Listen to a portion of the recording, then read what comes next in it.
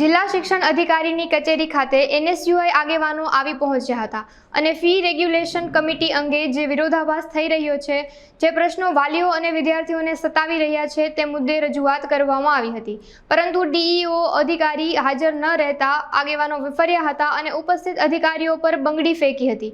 એટલું જ નહીં, તેઓને સાવચેત પણ કર્યા હતા કે ભવિષ્યમાં જો આ અંગે નક્કર પગલાં લેવામાં નહીં આવે તો એનએસયુઆઈ વધુ આશ્ચર્યજનક કાર્યક્રમ આપશે।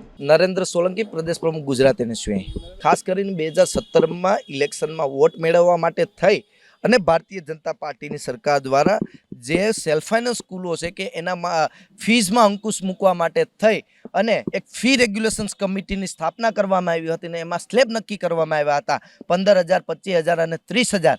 આ સ્લેબ તો લેવાતા નથી, પણ જે એફઆરસી કમિટી નિમણૂક કરી હતી ફી નક્કી કરવા માટે, આજે એફઆરસી કમિટીમાં મેમ્બરો પણ નથી અને જે સેલ્ફ ફાઇનાન્સ સ્કૂલો છે તે 2024-25માં બેફામ ફી વધારો જે એફઆરસીએ નથી નક્કી કરી એ ફી વધારો કરી અને ક્યાંક ને ક્યાંક વિદ્યાર્થીઓ અને વાલીઓને લૂંટવાનું કામ કરી રહ્યા છે। રાજકોટમાં તાજેતરમાં જાગૃત નાગરિકો અને મીડિયાના મિત્રો દ્વારા એક ડમી સ્કૂલ પર પકડવામાં આવી હતી, તો આ જિલ્લા શિક્ષણ અધિકારી શું કરી રહ્યા છે? આ શોભાના ગાંઠિયા તરીકે બેસાડ્યા છે? એક મોટો પ્રશ્નાર્થ છે।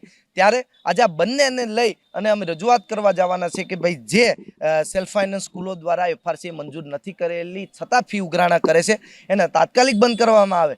જો આવનારા દિવસોમાં નહીં બંધ કરવામાં આવે તો અઠવાડિયા દિવસમાં એનએસયુઆઈ વિદ્યાર્થીઓને વાલીઓને સાથે રાખી અને આવી સ્કૂલો ઉપર હલ્લાબોલનો કાર્યક્રમ પણ કરવામાં આવશે। અને તાજેતરની વાત છે, ચાંદીપુરા જે વાયરસ તાજેતરમાં આવ્યો છે અને એમાંથી 1 થી 14 વર્ષના બાળકો સંક્રમિત થાય છે, ત્યારે ડીઓને એ પણ રજૂઆત કરવા છે કે તમામ સ્કૂલોમાં એક પરિપત્ર કરવામાં આવે અને ખાસ એના આરોગ્યની જાળવણી રહે એવા નિયમો બહાર પાડવામાં આવે, જેથી કરીને વિદ્યાર્થીઓને આનો ભોગ ના બનવું પડે। આ માંગ સાથે આજે ડીઓમાં અમારી રજૂઆત કરીને આ અધિકારીએ આ ખાડા કાન કરી લીધા હોય એવું લાગી રહ્યું છે અને ક્યાંક ને ક્યાંક શાળા સંચાલક મંડળો પણ એક હપ્તો ક્યાંક જિલ્લા શિક્ષણ અધિકારીને આપતા હોય અને એટલે દબાણા હોય, એટલે કોઈ કાર્યવાહી ન કરતા હોય એવું અમને ખાસ લાગી રહ્યું છે। પણ એનો વિરોધ એનએસયુઆઈ ભૂતકાળમાં કરતી હતી અને વર્તમાન અને ભવિષ્યમાં પણ એનએસયુઆઈ જે આંદોલન કરવું પડે, જે વિરોધ કરવો પડે એ કરવા માટે તૈયાર છે। ખાસ કરીને એ મીડિયાના મિત્રોને હું અત્યારે એટલા માટે નહીં કહું કે જ્યારે કાર્યક્રમ થશે ત્યારે આપ સમક્ષ એ વિડીયો ત્યાં પ્રસ્તુત થશે, પણ આચાર્યજનક કાર્યક્રમ છે એ ચોક્કસથી છે।